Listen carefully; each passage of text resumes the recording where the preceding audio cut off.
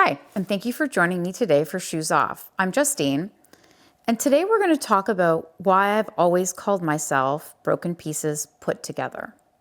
What is it to feel that you're broken pieces? Should you be sad to call yourself broken pieces?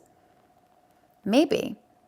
But when you call yourself broken pieces put together, there's a kind of underlying strength in that. What makes us broken? So many things in our lives. We think we're the only ones, but really, we all share this in common. For me, I guess as a child, when my parents got divorced, my mother married multiple times. We went through some very difficult times, separated from her, and I'm currently estranged from her. Growing up in that way was challenging. Then I fell in love with my high school sweetheart.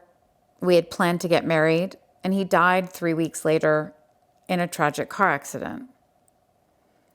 That certainly added to my broken pieces.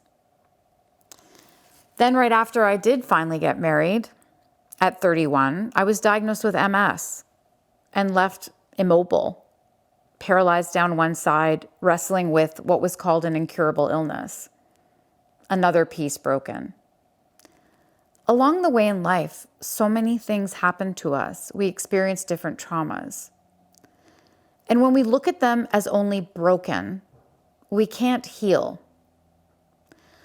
A very good friend of mine, Neil Steinberg, a writer for the Chicago Sun-Times, wrote an article after I received an acknowledgement from the MS Society, where he referred to me as broken pieces put together, but, and I will read this, he quoted Farewell to Arms and Ernest Hemingway. What makes us feel broken makes us stronger at the broken places. The world breaks everyone, and afterward, many are strong at the broken places. That's what Hemingway wrote. And in Neil's blog, Every Goddamn Day, which I highly encourage you to read, he mentioned that, and I had never really pursued reading the rest of it. So the other day I decided, it had been so transformational when he wrote this article many years ago. I think it was 2013.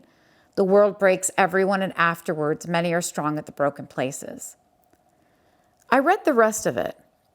But those that will not break, it kills. It kills the good and the very gentle and the very brave impartially. If you are none of these, you can be sure it will kill you too, but there will be no special hurry.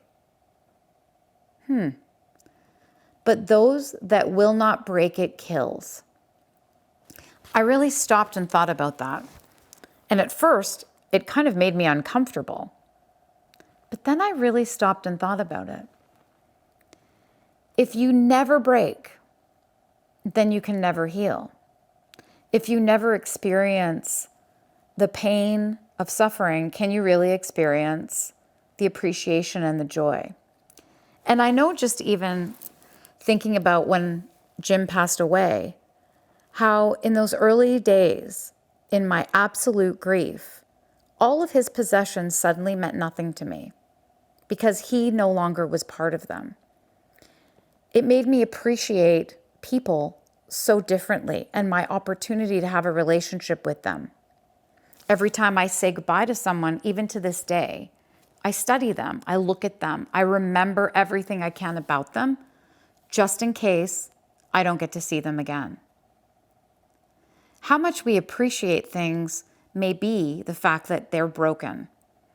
And when we repair them, maybe it's in the putting the pieces back together that we experience some of our greatest joy.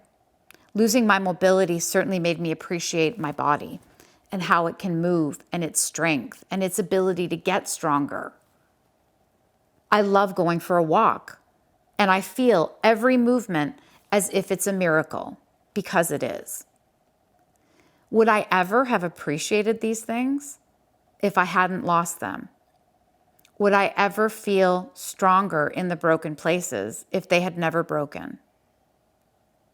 And I guess I leave you with that thought today. Are you helping your broken pieces come back together? Or are you Humpty Dumpty?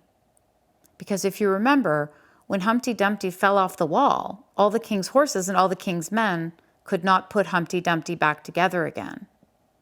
But I can promise you that although I may be many broken pieces put together, and sometimes those pieces do fall off again, I can put them back together every single time, and so can you.